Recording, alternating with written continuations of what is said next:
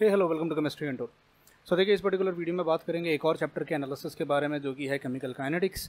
आप कोई भी कॉम्पिटिटिव एग्जाम उठा लीजिए, starting from IIT JAM, CSIR, NET, GATE, UPSC या कोई भी अदर कॉम्पिटिटिव एग्जाम्स की जब आप तैयारी करते हो, स्पेशली MSc एंट्रेंस एग्जाम की, BHU, DU या और कोई भी competitive exam, chemical kinetics one of the most important topic रहता है।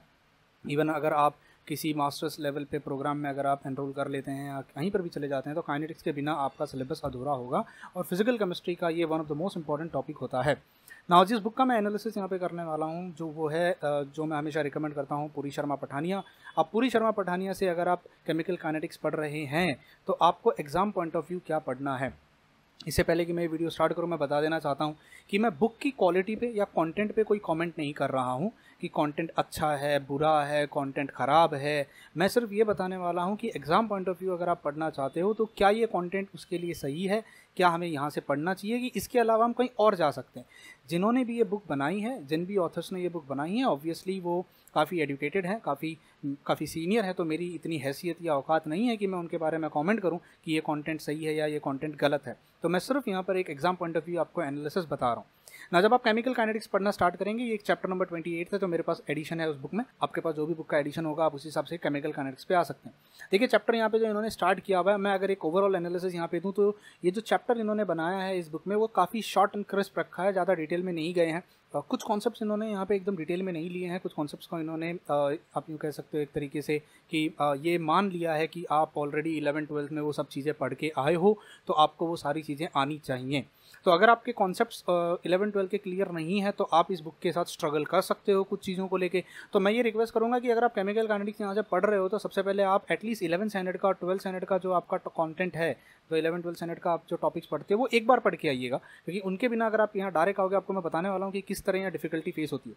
सो देखिए, केमिकल काइनेटिक्स यहाँ पे इन्होंने जो स्टार्ट किया हुआ है, वो स्टार्ट किया है जैसे नॉर्मली हम कहीं पर भी स्टार्ट करते हैं काइनेटिक्स को पढ़ना, कि रेट ऑफ रिएक्शन क्या होता है, kinetics studying kinetics of reaction का, इसका ये पूरा एक्सप्लेनेशन इन्होंने यहाँ मेंशन किया है कुछ एग्जांपल्स लेने के बाद। और फिर उन्होंने बताया है रियल टाइम एनालिसिस कैसे करते हैं, फ्लो मेथड कैसे यूज़ करते हैं। तो ये स्टार्टिंग में इन्होंने चीज़ दे दी। मुझे नहीं लगता कि इन चीज़ों को आपको फिलहाल इतना पढ़ने का ज़रूरत है। एक बार सिर्फ रियल टाइम एनालिसिस को पढ़ लेना। मैं जो भी बात कर रहा हूँ वो एग्जाम पॉइंट ऑफ व्यू से बात कर रहा हूँ। मैं यहाँ पे कंटेंट, नॉलेज या उसकी बात नहीं कर रहा हूँ। जो बच्चा नॉलेज चाहता है, जो बच्चा कंटेंट चाहता है, उसे तो यहाँ पे लिखी हुई हर एक लाइन और हर एक पैराग्राफ को रीड करना पड़ेगा। अगर आप exam point of view prepare कर रहे हैं तो इन दो पॉइंट्स को, इन दो पैराग्राफ को एक बार जस्ट ऊपर से गो थ्रू कर लेना कि इसमें क्या इन्होंने मेंशन करने की कोशिश की है। एक्चुअल कंटेंट स्टार्ट होता है रेट ऑफ रिएक्शन के साथ। रेट ऑफ रिएक्शन का जो यहाँ पे पैराग्राफ इन्होंने मेंशन किया है, यहाँ से एक्चुअल कंटेंट स्टार्ट होता है। और अगर आप यहाँ पे जाके देखेंगे, ये सारी चीज़ें जो आपको 11th स्टैंडर्ड में पढ़ाई जाती हैं कि रेट ऑफ रिएक्शन को कैसे लिखते हैं, ये फार्मूला जो मैंने यहाँ पे स्क्वायर बनाया हुआ है, जो इंपॉर्टेंट चीज़ें मैंने वहाँ पे उनको स्क्वायर बनाया हुआ है, ये जो रेट का फार्मूला है जो हम नॉर्मली लिखते हैं, इस फार्मूले को बाय हार्ट कर लेना। इसके ऊपर बहुत सारे क्वेश्चन आते हैं, आप यकीन नहीं मानेंगे। वैसे तो ये 12th स्टैंडर्ड में पढ़ाया जाता, पर इसके ऊपर जो क्वेश्चन है BHU में, IIT JAM में बहुत बार पूछे जाते हैं। और ऐसे कुछ क्वेश्चन आए हैं जो कि बहुत सिंपल थे, इवन CSIR नेट गेट में भी पूछे जा सकते हैं। उसके बाद हमारे पास आता है ये जिसको कहा जाता है डिफरेंशियल रेट लॉ, जहाँ पे आपको रेट ऑफ रिएक्शन को यहाँ लिखा जाता है rate constant into concentration raise to उसका कोएफिशिएंट कंसंट्रेशन। अब यहाँ देखो, लिखने का तरीका अलग है। यूजुअली हम लोगों ने पढ़ा rate will be equal to rate constant into concentration of A raise to A, B raise to B, है ना। तो यहाँ पे उन्होंने स्क्वायर ब्रैकेट वाला फंडा हटा के डायरेक्ट C को C of A, concentration of A raise to A, concentration of B raise to B, इस तरीके से उन्होंने यहाँ पे मेंशन कर दिया। तो थोड़ी लैंग्वेज बदल गई है, लैंग्वेज बदलने से कॉन्सेप्ट बदल नहीं जाता है। उसके बाद में ऑर्डर ऑफ रिएक्शन को यहाँ पे इन्होंने एक्सप्लेन किया है कि ऑर्डर ऑफ रिएक्शन क्या होता है, क्या ऑर्डर ऑफ रिएक्शन है। तो छोटा सा एक पैराग्राफ बना के उन्होंने एक्सप्लेन कर दिया है, तो आप इससे सीख लीजिएगा। और ऑर्डर ऑफ रिएक्शन तो मुझे लगता है 11-12 स्टैंडर्ड में पढ़ाया जाता है। आपको एक और बात बता दूं, अगर आपको इस यहाँ पे अगर कोई तकलीफ होती है तो आप मेरे वीडियो लेक्चर्स देख सकते हो यूट्यूब चैनल पे। मैंने एक chemistry and Toli YouTube channel पे मैंने केमिकल काइनेटिक्स की बकायदा एक पूरी सीरीज़ बनाई हुई है, जहाँ पे कुछ 40 वीडियोस मैंने बनाए हुए हैं, जिसमें बहुत सारा कंटेंट मैंने कवर किया है 40 वीडियो में। तो आप उनको भी देख सकते हो, तो वो भी आपको बहुत हेल्प करेंगे ना। थोड़ा सा आगे बढ़ते हैं। अगर आप आगे जाएंगे तो इसके बाद इन्होंने यहाँ पे बीच में न्यूमेरिकल्स डाले हुए हैं। आप इन न्यूमेरिकल्स को अगर देख सकते हो, इनको सॉल्व करने की कोशिश कर सकते हो। ये 11-12 बेस्ड न्यूमेरिकल्स हैं, काफ़ी आसान न्यूमेरिकल्स हैं। इसके बाद में अगला जो आता है वो होता है रेट कांस्टेंट का यूनिट ऑफ रेट कांस्टेंट। अब देखिए, उन्होंने पैराग्राफ में कुछ दिया नहीं है, मतलब ऐसा अलग से कोई पैराग्राफ उन्होंने नहीं बनाया, उन्होंने एग्जाम्पल में इसको दिखाया हुआ है। ये एग्जाम्पल नंबर 5 देख रहे हो आप, यहाँ पे इन्होंने बताया है कि देखिए, अगर रेट ऑफ रिएक्शन ऐसे लिखी जाती है, फर्स्ट ऑर्डर, ये सेकंड ऑर्डर, ये थर्ड ऑर्डर, तो तो अगर मान लीजिए फर्स्ट ऑर्डर है, सेकंड ऑर्डर है, थर्ड ऑर्डर है, तो उनका रेट कांस्टेंट क्या आएगा, तो यहाँ पे इन्होंने अलग से एक्सप्लेन किया हुआ है। यहाँ पे उनके यूनिट्स लिख दिए हैं। ये फर्स्ट ऑर्डर का है, मुझे कैसे पता चला ये फर्स्ट ऑर्डर का है? सी देखिए A⁻1 लिखा हुआ है तो यानी वो फर्स्ट ऑर्डर का है। यहाँ पे A⁻2 लिखा हुआ है यानी वो सेकंड ऑर्डर का है। यहाँ पे A⁻1 B⁻1 है तो टोटल मिला के कितना हो गया 2, यानी ये सेकंड ऑर्डर का है। इसके बाद में A⁻3 मतलब ये थर्ड ऑर्डर का है। तो इस तरीके से इन्होंने यहाँ पे उसको एक्सप्लेन किया। अब स्टार्टिंग में यूनिट्स ऑफ K को यहाँ पे उन्होंने यहाँ एक फार्मूला बना के दे दिया। इस फार्मूले को आप प्लीज़ कहीं पे लिख लेना, ये मोर देन इनफ है। इसका वीडियो भी मैंने यूट्यूब पे बनाया, आप उसे भी देख सकते हो। उसके बाद अगर मैं आगे बढ़ूँ तो देखिए यहाँ पे इन्होंने दिया हुआ है अलग अलग units of rate constant for nth order reaction कैसे दिया जाएगा। 0 ऑर्डर है, हाफ ऑर्डर है, फर्स्ट ऑर्डर है, 3/2 है, 2 है, 5/2 है, 3 है। तो ये पैराग्राफ भी मोर देन इनफ हो जाता है। वैसे ये सॉल्व एग्जाम्पल है, पर सॉल्व एग्जाम्पल के थ्रू उन्होंने इसकी चीज़ को यहाँ एक्सप्लेन कर दिया है। नाउ स्टार्ट करते हैं इंटीग्रेटेड रेट एक्सप्रेशन के साथ। सी अगर आप इंटीग्रेटेड रेट एक्सप्रेशन देखना स्टार्ट करते हैं तो ये फर्स्ट ऑर्डर के लिए है, आपको ये फार्मूला बाय हार्ट करना है। अब सी ये जो फार्मूला आप यूज़ करने वाले हो ये एक्वियस सॉल्यूशंस के लिए है। This is for aqueous solutions. यहाँ पे दो फॉर्मूले होते हैं, एक होता है जिसको हम प्रेशर वाला फार्मूला बोलते हैं, जो इन्होंने यहाँ पर एक्सप्लेन नहीं किया है। देयर इज नो डेरिवेशन, यहाँ ना उसका डेरिवेशन दिया हुआ है और ना ही, क्योंकि वो एक्सपेक्ट करते हैं कि आपने at least 11th standard 12th standard में वो पढ़ा होगा, जेई मेंस में पढ़ाया जाता है। उन्होंने एक एग्जाम्पल के अंदर उसको सॉल्व किया है। कैन यू से दिस? ये एग्जाम्पल के अंदर इन्होंने pressure PI 3 times PI 2 times P2 इसका डेरिवेशन मिसिंग है और ना ही इसका यहाँ पे कंटेंट में कहीं कुछ दिया हुआ है। आप इसको मेरे यूट्यूब चैनल पे जा सकते हो, आप मेरे यूट्यूब चैनल से इसका या एप्लीकेशन पे अगर मैंने केमिकल काइनेटिक्स का कोर्स बनाऊंगा तब आप वहाँ से देख सकते हो एप्लीकेशन पे केमिस्ट्री इंट्रो लैब पे, या आप यूट्यूब पे लिख सकते हो, यूट्यूब पे भी ये कंटेंट अवेलेबल है। ठीक है, इसका डेरिवेशन कि प्रेशर के टर्म्स में हम इसको कैसे लिखें। उसके बाद अगर आप थोड़ा आगे जाओगे तो न्यूमेरिकल्स में आपको एक और फार्मूला लिखेगा, ये वाला फार्मूला।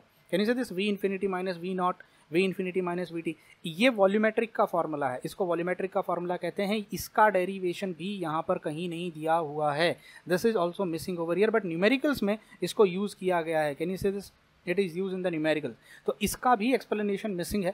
आप इसको, और इसके ऊपर बहुत न्यूमेरिकल बनते हैं, प्लीज़ इसको पढ़ लेना। स्पेशली अगर मैं जो प्रेशर वाला आपको बता रहा हूँ, इस पर IIT JAM का प्रीवियस ईयर क्वेश्चन आपको देखने मिलेगा, CSIR नेट में आपको इसके क्वेश्चन देखने मिलेंगे, गेट में इसके क्वेश्चन आपको देखने मिलेंगे। तो कोशिश करना कि आप इसको यूट्यूब से, आप इसको भी मेरे यूट्यूब चैनल पे अगर आप जाओगे केमिकल काइनेटिक्स की प्लेलिस्ट को ओपन करोगे तो rate constant in terms of pressure, rate constant in terms of volume, मैंने वो वीडियोस बनाए हुए हैं, तो आप वहाँ से इस चीज़ को देख सकते हैं। मैंने इसका एक्सप्लेनेशन दे दिया और यहाँ पे उन्होंने फिर ये न्यूमेरिकल सॉल्व करें। तो आप अगर इसका थ्योरी एक बार पढ़ लो और उसके बाद अगर इन न्यूमेरिकल को सॉल्व कर लो तो आपको अपने आप अंदाजा आ जाएगा कि क्या करना।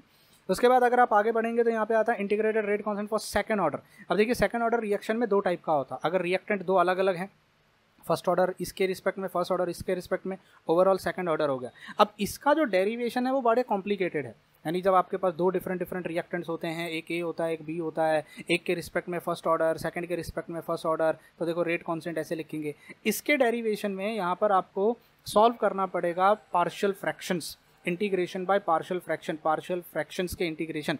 इसका एक्सप्लेनेशन यहाँ पे इन्होंने स्टेप्स करने की कोशिश करी है। अगर आपको ये स्टेप समझ में आ जाती तो बहुत अच्छी बात है, वरना इसका डिटेल वीडियो जो है वो मैंने यूट्यूब पे बनाया हुआ है। सी मैंने पूरा काइनेटिक्स यूट्यूब पे बना के रखा हुआ है। आई होप आप लोगों ने वो एक बार विजिट कर लिया होगा, आपको वहाँ से मिल जाएगा। आपको फाइनल फार्मूला याद रखना है, ये वाला, ये फार्मूला है जो K2 rate constant into T, और ये पूरा फार्मूला यहाँ पर आ जाएगा।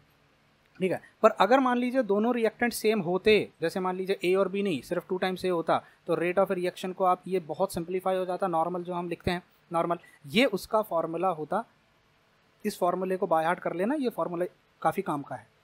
ठीक है, this is for second order kinetics. Second order kinetics जहाँ पे रिएक्टेंट एक ही है पर वो सेकंड ऑर्डर में है ना। उसके बाद अगर आप थोड़ा सा आगे बढ़ेंगे, इन्होंने बाद में फिर से यहाँ पे न्यूमेरिकल्स वगैरह दे दिए हैं। ये न्यूमेरिकल्स यहाँ दिए हुए हैं, आप अगर इनको सॉल्व कर पाते हो बहुत अच्छी बात है, वरना न्यूमेरिकल को नहीं भी करोगे तो भी चलेगा, दैट्स अप टू यू ना। Integrated rate law for third order reaction. See बहुत रेयरली ऐसा देखा गया है कि किसी भी कॉम्पिटिटिव एग्जाम में थर्ड ऑर्डर का कोई क्वेश्चन आया हो। Usually 0 order, first order, second order ही आता है।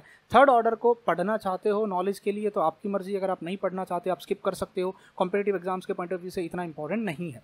अगर आप थोड़ा और आगे जाएंगे तो आप देखेंगे यहाँ पे इन्होंने रेट एक्सप्रेशन फॉर 0 ऑर्डर को लास्ट में दिया है। ये इसका इंटीग्रेटेड रेट लॉ है, इसको याद कर लेना। इन्होंने 2-4 स्टेप्स में इसको कंप्लीट करा दिया, मैंने यूट्यूब पे ये करवाया हुआ है। उसके बाद half life time of a reaction ना, half life time of a reaction देखिए, फर्स्ट ऑर्डर का आपको फॉर्मूला बाय हार्ट होना चाहिए, 0.693 डिवाइडेड बाय K1। उसके बेस यहाँ पे कुछ न्यूमेरिकल इन्होंने सॉल्व करे हुए हैं। उसके बाद में देखिए ये सारे न्यूमेरिकल्स हैं। उसके बाद में आप आ सकते हो सेकंड ऑर्डर रिएक्शन पे, कैन यू सेकंड ऑर्डर, तो इन्होंने बीच में ही सेकंड ऑर्डर को डाला हुआ है। सेकंड ऑर्डर रिएक्शन का फॉर्मूला आपको बाय हार्ट करना है और उससे रिलेटेड कुछ फॉर्मूलेज यहाँ पे दिए हुए हैं। अब देखिए यहाँ ना ग्राफ मिसिंग है। अगर आप एक चीज़ नोटिस करेंगे यहाँ पे बहुत सारे ग्राफ्स मिसिंग है, फर्स्ट ऑर्डर के, सेकंड ऑर्डर के, फिर उसके बाद में हाफ लाइफ टाइम के, ये सारे ग्राफ मिसिंग है और कॉम्पिटिटिव एग्जाम में ये ग्राफ आते हैं। रेट के ग्राफ हैं, जीरो ऑर्डर, फर्स्ट ऑर्डर में बहुत सारे ग्राफ होते हैं। अब ये सारे ग्राफ्स मैंने यूट्यूब में करवाए हैं। आप अगर मेरे वीडियोज़ को आप बोलोगे सर इस बुक में क्यों नहीं कराई, ये तो इतनी बड़ी रेफरेंस बुक है। तो भाई जिन्होंने ये रेफरेंस बुक बनाई है उन्होंने ये बीएससी एमएससी वालों के लिए बनाई हुई है। अब बीएससी एमएससी में आया हुआ जो बच्चा है, ऑथर ये एक्सपेक्ट करता है कि वो 11th-12th में ये सारी चीज़ें पढ़ के आया होगा। वो तो फिर भी मेहरबानी कीजिए कि ये सारी चीज़ें यहाँ डाली हुई हैं। आइडियली तो ये चीज़ें भी नहीं डालनी चाहिए जो इन्होंने ये डाला हुआ है यहाँ पे। इन्होंने को डायरेक्ट एडवांस लेवल काइनेटिक्स के साथ स्टार्ट करना चाहिए था। तो आप ये ग्राफ्स वगैरह जो हैं वो आप मेरे यूट्यूब चैनल पर जो मैंने कोर्स बनाया हुआ है उस कोर्स में जाके आप देख सकते हैं, प्ले लिस्ट ओपन करके। वहाँ पर आपको बहुत सारा एनालिसिस मिलेगा। आप फर्स्ट ऑर्डर, सेकंड ऑर्डर या जीरो ऑर्डर आप जब वहाँ पे देखोगे तो आपको पता चल जाएगा। ठीक है, एक कदम आगे बढ़ते हैं। सी देखिए यहाँ पे एक और इंपॉर्टेंट चीज़ मैं बताना चाहूँगा। यहाँ पे इन्होंने एग्जांपल लिया nth ऑर्डर का। nth ऑर्डर रिएक्शन अगर मेरे पास होता है तो उसका एक्सप्रेशन क्या आएगा, हाफ लाइफ का। हाफ लाइफ का तो देखिए कहीं पे इन्होंने ना डेरिवेशन नहीं करवाया अलग से।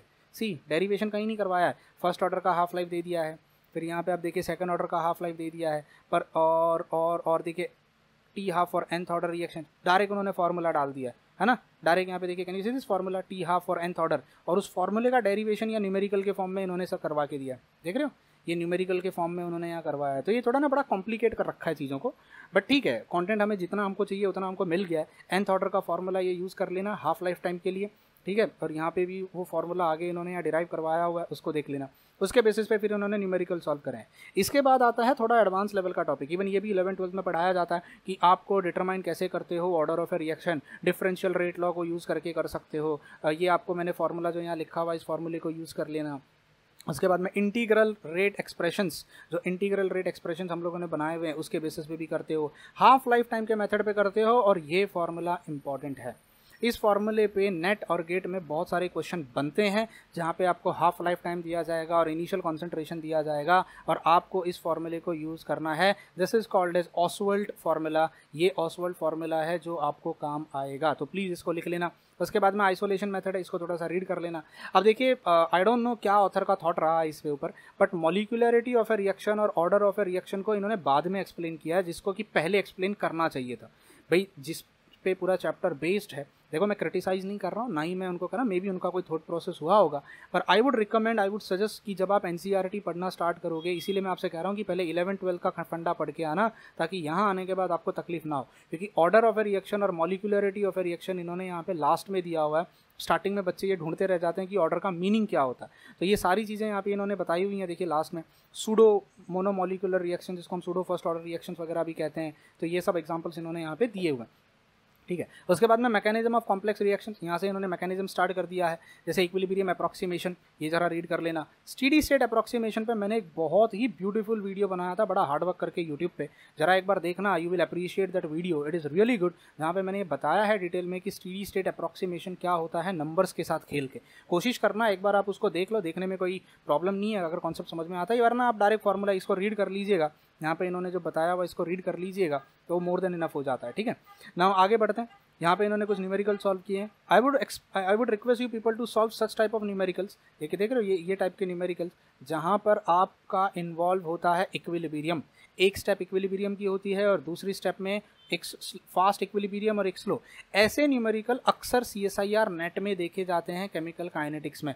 इन क्वेश्चंस को कोशिश करना, क्योंकि यहाँ पे सोल्यूशन भी दिया हुआ है इनको सॉल्व करने का। कैन यू सी दिस, यहाँ पे इक्विलिब्रियम इन्वॉल्व है और सेकंड रिएक्शन में इक्विलिब्रियम नहीं है। ऐसे क्वेश्चन आप जब प्रीवियस ईयर क्वेश्चन सॉल्व करोगे CSIR नेट के, आपको बहुत सारे देखने मिलेंगे। उसके बाद अगर आप थोड़ा आगे बढ़ेंगे तो आपको यहाँ पे आता है effect of temperature on reaction rate. यहाँ पर आपको पढ़ना होता है टेम्परेचर कोएफिशिएंट। टेम्परेचर कोएफिशिएंट, अब सी देखिए यहाँ पे इन्होंने थ्योरी तो दे दी है, अच्छी खासी थ्योरी दी है। जैसे value of temperature coefficient for most of the reaction is 2 और in some cases it approaches even 3। But इसका एक फॉर्मूला है जो यहाँ पर मिसिंग है, वो फॉर्मूला है ये। आपको अगर दो अलग अलग टेम्परेचर दिए जाते हैं, जैसे टेम्परेचर T2 पे रेट कांस्टेंट है K2 और टेम्परेचर T1 पे रेट कांस्टेंट है K1, तो मुझे बताइए कि K2 कितना होगा। तो ये हो जाता है कि कितना टेम्परेचर में डिफरेंस लाया। अब इसका जो पूरा डिटेल है वो मैंने YouTube के एक वीडियो में बताया हुआ है। मैं यहाँ पे थ्योरी नहीं पढ़ाना चाहता, वरना ये वीडियो बहुत लंबा खिंच जाएगा और मैं थ्योरी पढ़ाते रह जाऊँगा। इस फॉर्मूले को याद रखना कि अगर आपको ये पता करना है कि फाइनल रेट कांस्टेंट कितना होगा, तो initial rate constant multiplied by temperature coefficient, इसका वैल्यू या तो 2 होता है या इसका वैल्यू 3 होता है। मोस्ट ऑफ द केसेस में इसका वैल्यू 2 लिया जाता है। ये टेम्परेचर कोएफिशिएंट, और इसको बोलते हैं difference in temperature divided by 10।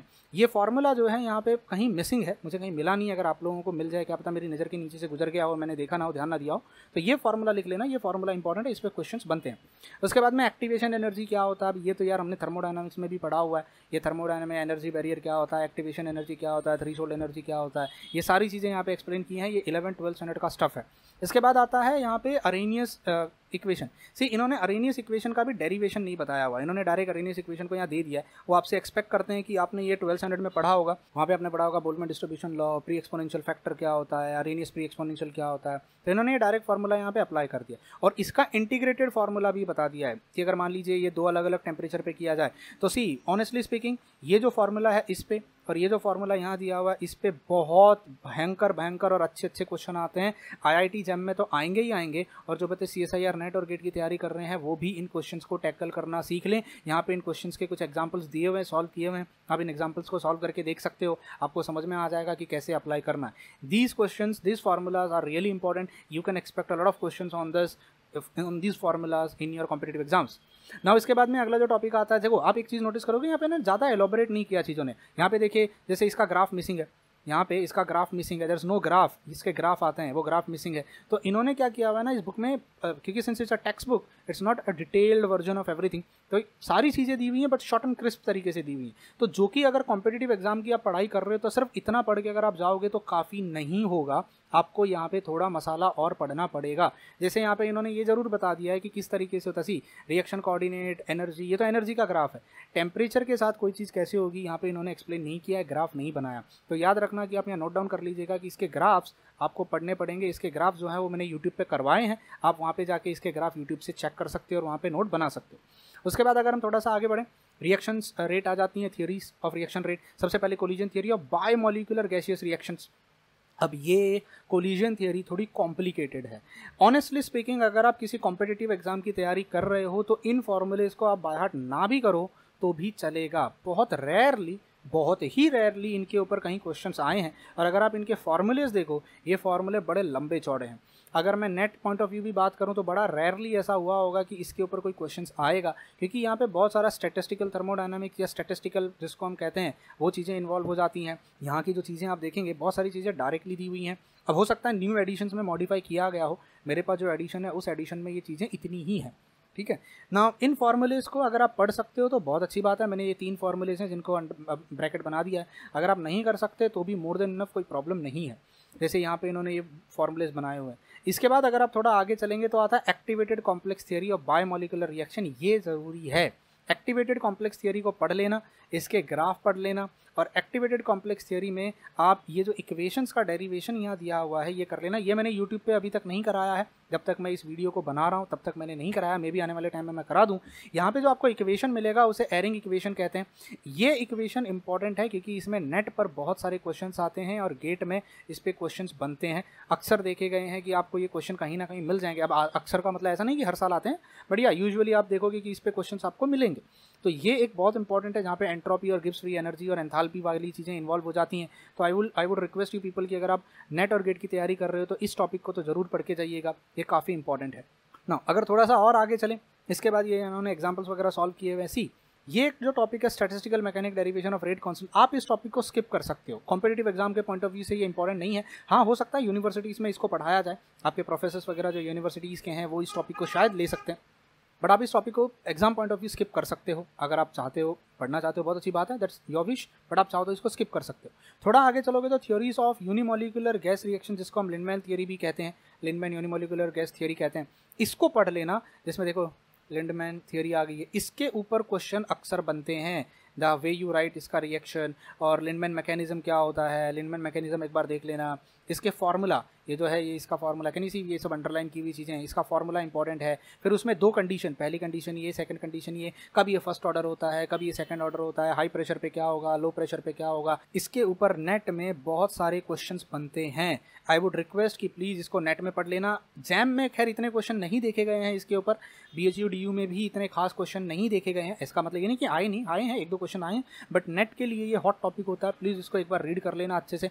I don't think so कि मैंने इसका भी वीडियो यूट्यूब पे बनाया है, आप इसको कहीं और किसी और यूट्यूबर से फिलहाल के लिए पढ़ सकते हो। इसके बाद की जितनी भी थियरीज हैं, जैसे देखिए ये बड़े बड़े जो साइंटिस्ट नाम ये थियरीज हैं आप इनको स्किप कर सकते हो। कॉम्पिटिटिव एग्जाम्स में मैंने बहुत रेयरली इन टॉपिक्स के ऊपर जो न्यूमेरिकल्स या क्वेश्चंस बनते हुए नहीं देखे हैं ज़्यादा, बहुत रेयरली, मुझे तो लग रहा है मैंने देखे ही नहीं है। बहुत रेयरली अगर कोई आया भी होगा, या हो सकता है मेरे एनालिसिस में कोई मिस्टेक हो गई हो रिसर्च में, पर बहुत रेयरली आया होगा, बहुत ही रेयरली आया होगा। आप इन टॉपिक्स को छोड़ सकते हो, यू कैन स्किप। ये टॉपिक्स मतलब उन बच्चों के लिए हैं जिनको फ्यूचर में जाके जो जैसे IITs वगैरह में जब वो MSc करेंगे तो ये टॉपिक जो वहाँ के प्रोफेसर्स होते हैं वो अपने सिलेबस में लेते हैं, तो आप इन टॉपिक्स को वहाँ पढ़ सकते हो। बट जैम और नेट वगैरह के लिए ये टॉपिक्स इतने इंपॉर्टेंट नहीं है। उसके बाद में आती है थियरीज ऑफ कॉम्प्लेक्स रिएक्शंस। ये टॉपिक आता है नेट में, ये नेट के लिए इंपॉर्टेंट। अब 3 कॉम्प्लेक्स रिएक्शन है, reversible reaction, consecutive reaction, chain reaction, और तीनों ना कि नेट के लिए इंपॉर्टेंट है, ये तीनों इंपॉर्टेंट है जैम के लिए भी। तो सबसे पहले अपोजिंग या रिवर्सिबल रिएक्शन। रिवर्सिबल रिएक्शन में IIT जैम में क्वेश्चन पूछा गया था, और इसके ऊपर का जो फॉर्मूला है वो ये फॉर्मूला यहाँ पर है, एक फॉर्मूला ये यहाँ पे दिया हुआ है। आप जब इसकी पूरी थ्योरी पढ़ोगे आपको समझ में आएगा। मैंने ये यूट्यूब पे भी करवाई हुई है, आप यूट्यूब पे भी जाके इसको देख सकते हो। रिवर्सिबल रिएक्शन की काइनेटिक्स का डेरिवेशन क्या है। हो सकता है ये डेरिवेशन आपको थोड़ा डिफिकल्ट जाए, अब मैं डेरिवेशन नहीं सिखा सकता यहाँ पे इस वीडियो में, क्योंकि फिर ये तो 3-4 घंटे का वीडियो बन जाएगा अगर हर एक डेरिवेशन सिखाऊंगा तो मैंने इसीलिए अलग से 40 वीडियो की प्लेलिस्ट बना रखी है। तो जो मैंने मेहनत वहाँ पे 40 वीडियो की प्लेलिस्ट में करी है, आप उस मेहनत का फ़ायदा उठा सकते हैं। एंड ये वीडियो की प्लेलिस्ट यूट्यूब पे है, ये मतलब ऐप पे नहीं है, फ्री है। ऐप पे अगर मैं कभी बनाऊंगा तो वो अलग से बनाऊंगा, जहाँ पे मैं सारी चीज़ें अलग से पढ़ाऊंगा, ठीक है, दोबारा वीडियो रिकॉर्ड करूंगा। अब अगर आप देखिए काइनेटिक्स ऑफ कॉन्जिक्यूटिव रिएक्शन, अब इन्होंने ना कॉन्जिक्यूटिव रिएक्शन को एक्सप्लेन नहीं किया है, ये बहुत बड़ा बुरा लगा मुझे। They have not explain consecutive, उन्होंने एक एग्जांपल ले लिया और एग्जांपल लेके इन सारी चीज़ों को यहाँ एक्सप्लेन किया। Can you see this? They have explained it over here, और उस एग्जांपल के थ्रू ही इन्होंने सारे फॉर्मूलेज यहाँ पे बना लिए, सारे फॉर्मूलेज यहाँ पे बना दिए हैं। फिर उन्होंने मिनिमा और मैक्सिमा को यहाँ पे एक्सप्लेन किया, जबकि इसका डेरिवेशंस बहुत कॉम्प्लिकेटेड है। अगर मैं इसकी बात करूँ इसकी कॉन्जिक्यूटिव रिएक्शंस की, इसके डेरिवेशन बहुत कॉम्प्लिकेटेड है। यहाँ पर एक टर्म आता है जिसको कहा जाता है steady state approximation. Steady state approximation जो बहुत इंपॉर्टेंट है, जहाँ पे हम स्टेडी स्टेट अप्रॉक्सीमेशन लगाते हैं। और यहीं पे आता है मैक्सिमम, टी मैक्स। इसके ऊपर IIT जैम में और नेट में क्वेश्चन पूछे जाते हैं कि वो टाइम बताओ जब रिएक्टेंट इंटरमीडिएट का कॉन्सेंट्रेशन मैक्सिमम होगा। तो आपको वहाँ पे इसके ऊपर MCQs बने थे डायरेक्ट IIT जैम में, MCQs बनते हैं डायरेक्ट CSIR नेट और गेट में। सो सी डेरिवेशन से अपने को लेना देना नहीं है, डेरिवेशन ठीक है, आप एक बार थोड़ा थियरी पढ़ लेना कि कॉन्जिक्यूटिव रिएक्शंस क्या होते हैं, और उसके बाद आप इन फॉर्मूलेज को, ये जो 2 फॉर्मूलेज यहाँ पे मैं बता रहा हूँ आपको, एक फार्मूला ये है और एक फार्मूला ये है, टाइम और कॉन्सेंट्रेशन। अगर मुझे ये पता करना हो कि कॉन्सेंट्रेशन कितना लगता है तो मैं यहाँ देखो थोड़ा सा जूम कर देता हूँ। ये देखिए, ये टी मैक्स का फॉर्मूला है और ये बी मैक्स का, मतलब ये जो कॉन्सेंट्रेशन ऑफ बी है, जब ये मैक्सिमम होगा तो उसका कॉन्सेंट्रेशन कैसे पता करें और कितने टाइम पर वो मैक्सिमम होगा। तो ये 2 फॉर्मूलेज को याद कर लेना, दैट्स मोर देन इनफ।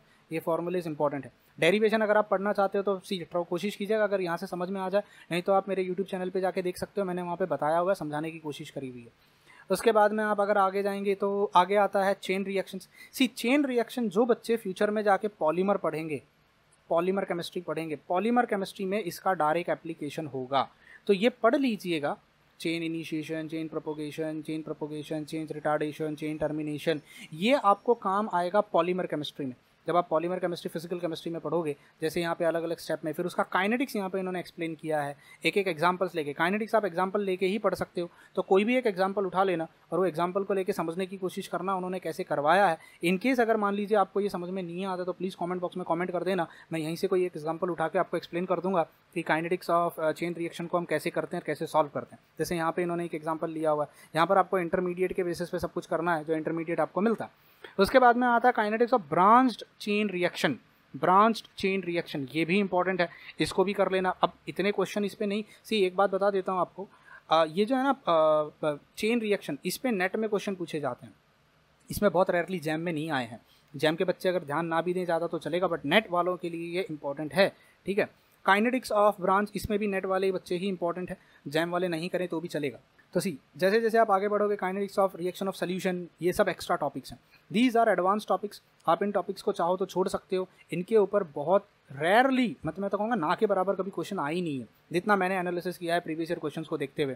तो आप इन सब टॉपिक्स को छोड़ सकते हो, जैसे influence of solvent on the rate of ionic reaction, ठीक है, types of flow system. Now जो बच्चे यूपीएससी की तैयारी कर रहे हैं वो टाइप्स ऑफ फ्लो सिस्टम को थोड़ा पढ़ के जाना, क्योंकि यहाँ पर एक टॉपिक आता है जिसको कहा जाता है रिटार्डेशन टाइम। मैंने यहाँ पे बताया kinetics of fast reaction, relaxation method, temperature jump method, इसके ऊपर यूपीएससी में क्वेश्चंस बने हैं। मैं रिसेंटली यूपीएससी का 7 साल का पेपर एनालिसिस कर रहा था बैठ के, तब मैंने ये देखा, देखिए मैंने लिखा हुआ है relaxation rate constant, relaxation time क्या होता है। ये यूपीएससी वाले बच्चों के लिए, क्योंकि उनको इसके ऊपर क्वेश्चंस बनते हैं। आप जब एनालिसिस में करूँगा तब आप देख लेना कि किस टाइप के क्वेश्चन बने हैं। फिलहाल आप सिर्फ इस पॉइंट को याद रखना कि ये कुछ ऐसा टॉपिक है जिसको हमें पढ़ना, ठीक है ना। इसके बाद अगर आप आगे जाते हो तो flow method for fast reaction, ये सारे थियोरेटिकल कॉन्सेप्ट्स हैं, इस पे न्यूमेरिकल्स या एमसीक्यू ज़्यादा नहीं बनते हैं, ठीक है। तो आप इन सब टॉपिक्स को छोड़ भी दो तो भी कोई बहुत बड़ी ऐसा नहीं है कि आप बहुत ज़्यादा मार्क्स लूज़ कर दोगे या इनसे बहुत ज़्यादा क्वेश्चंस बनते हैं, ठीक है। तो ये सारे एडवांस लेवल के टॉपिक्स हैं। जितना मैंने अभी तक आपको टिक मार्क करके दिया या जितना मैंने आपको बताया वही काइनेटिक्स के लिए मोर देन इंपॉर्टेंट है, अगर आप पूरी शर्मा पठानिया से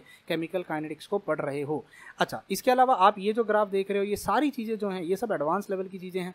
आप एडवांस लेवल का मतलब ये नहीं है कि एमएससी की चीज़ें हैं, ये बहुत सारी जगहों पे पढ़ाई जाती हैं, बहुत सारी जगहों पे नहीं पढ़ाई जाती हैं। कुछ आईआईटीज़ में भी ये पढ़ाई जाएंगी, कुछ आईआईटीज़ में ये सब चीज़ें नहीं पढ़ाई जाएंगी। इट ऑल डिपेंड्स, ठीक है। तो इसीलिए मैं कहता हूँ कि पूरी शर्मा पठानिया मतलब ये नहीं है कि एग्जाम पॉइंट ऑफ व्यू इसमें सब कुछ पढ़ना है या लाइन टू लाइन चीज़ें पढ़नी है, जी नहीं। आपको यहाँ पे सेलेक्टिव रहना, और ऐसा भी नहीं है कि आपको पूरी शर्मा पठानिया में हर एक चीज़ मिल जाएगी। कुछ चीज़ें शॉर्ट एंड स्क्रिप्ट दी हुई हैं, कुछ चीज़ों को इन्होंने बहुत डिटेल में एक्सप्लेन कर दिया है, कुछ चीज़ों को एग्जाम्पल्स में डाल दिया है, बट मिलेगा आपको सब कुछ, बट आपको थोड़ा ढूंढना पड़ेगा, और मैंने बता दिया है कहाँ कहाँ पे क्या क्या मिलने वाला है। तो मैं उम्मीद करता हूँ कि ये जो वीडियो एनालिसिस था केमिकल काइनेटिक्स का, ये आपके काम का था। मिलते हैं अगले वीडियो में किसी और एनालिसिस के साथ। आपकी अगर कोई रिक्वेस्ट है या कुछ आप चाहते हो तो प्लीज़ कमेंट सेक्शन में कमेंट करके मुझे बता दीजिएगा कि ये वीडियो कैसा लगा, इससे आपको कोई हेल्प हुई या नहीं हुई। Till then bye bye, take care and God bless you all.